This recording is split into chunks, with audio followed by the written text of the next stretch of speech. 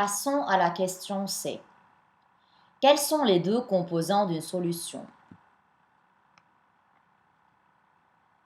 Prenons de nouveau l'exemple du mélange homogène avec l'alcool et l'eau. Pour ce mélange homogène, qui est noté comme une solution, les deux composants sont les suivants. Premièrement, on a le solvant et deuxièmement, on a le soluté. Dans notre cas là, le solvant est l'eau distillée à l'état liquide et le soluté est l'alcool qui est dissous dans l'eau distillée.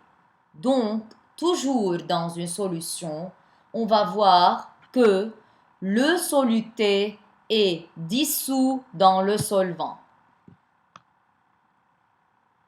Passons au deuxième exemple.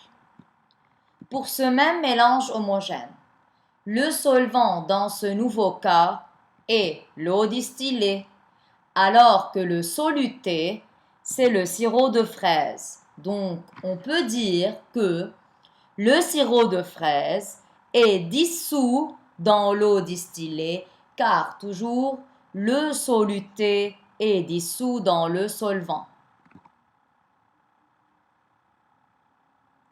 Pour l'exemple de l'eau et du vinaigre, le solvant est de même l'eau distillée à l'état liquide et le soluté est un autre liquide qui est le vinaigre.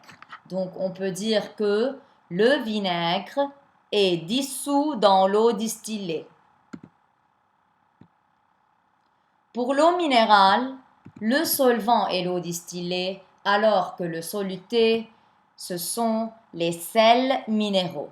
Donc les sels minéraux sont dissous dans l'eau distillée.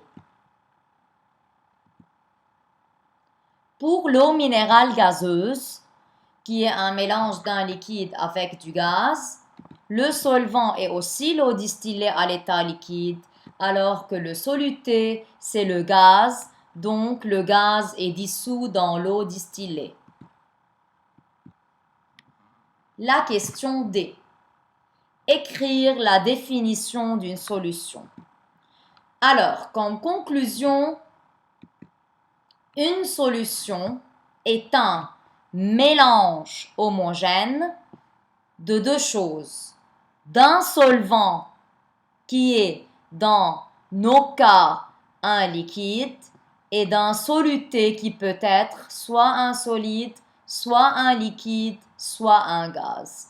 Donc en complet, une solution est un mélange homogène d'un solvant et d'un soluté. Et la phrase qui est correcte, c'est la suivante. Le soluté, c'est celui qui va être dissous dans le solvant, alors que le solvant va dissoudre le soluté.